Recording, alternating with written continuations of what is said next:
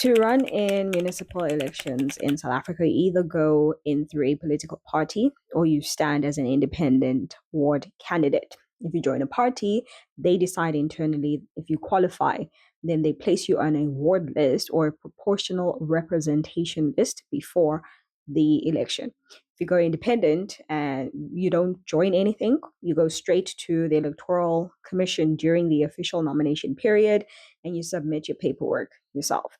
So, this is what you actually need as an independent. You must be nominated by one person who lives in your ward and is registered to vote there. You also need at least 50 signatures from voters in that same ward. You then submit an IEC nomination form, an acceptance form where you declare that you're eligible and you agree to the rules, a copy of your ID, a photo, and R1,000 deposit paid to the IEC. If anything is missing or late, you're out of the ballot. To qualify at all, you must be a South African citizen, 18 years or older, registered to vote, and not legally disqualified. Like you're not a convict or whatever. We have enough crime taking place in government. We don't need more pressure. And then once you're accepted, your name goes onto the ballot for that ward election. From there, it's simple structurally. You campaign directly in that ward and try to win the most votes. If you win in a ward, you become the councillor for that area directly. If you don't win a ward, but your party performs well, you can still get a seat through the proportional representation list, but that only applies if you're on a party list, not as an independent. Okay. PR seats are allocated based on the total votes each party gets across the municipality. Cost wise, don't romanticize it. If you're inside a party, you might spend almost nothing personally. Maybe your biggest expense will be fuel and maybe community events. If you're an independent, expect basic entry costs at around R1,000 deposit plus admin, and then real campaign spending anywhere from like tens of thousands to hundreds of thousands of rands, depending on how serious you are about visibility, transport, and printing and community engagement, that whole hoopla. So, of course, you may also use social media to expand your reach, but you really want to be on the ground as much as possible.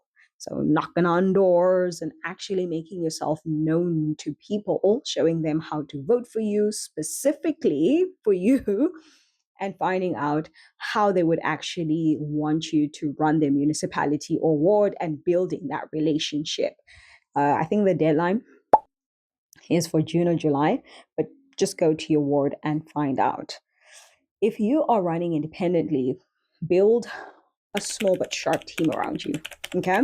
You need someone handling paperwork and IEC compliance so that you don't miss deadlines or fail on technicalities. You need a field organizer who knows the ward and can physically coordinate signatures and meetings and door to door visits. You should also want to have a communications person, even if it's informal, to manage messaging and posters, WhatsApp groups, and basic social media so that your presence stays consistent. You want to be in people's faces and take up as much of their attention so that they only know you as the person who has the best ideas and the best plans. You also need a trusted money person to track every rand you spend, because small campaigns tend to die from poor cost control, not a lack of ideas necessarily. Beyond the team roles, the real edge is building your local credibility, like knowing people who are already embedded in the community. So reach out to the teachers, to the shop owners, or my friend from the spaza shop, church pastors or priests or leaders or whatever else they call themselves these days.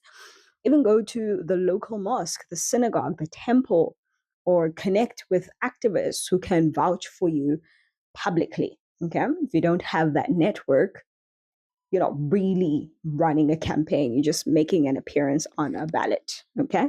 Let's be so for real.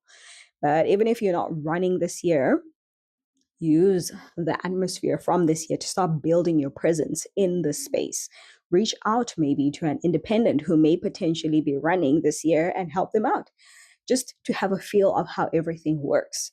even if you're just handing out flyers, or volunteer for the party that you most align with and be an outreach arm for them. So listen in on the meetings to understand the kind of conversations and discussions they engage in, to start formulating your own ideas and plans and systems and all of that when you potentially run maybe in the next 5 years. It is definitely a good time for you to start. So have fun with that and all the best to you.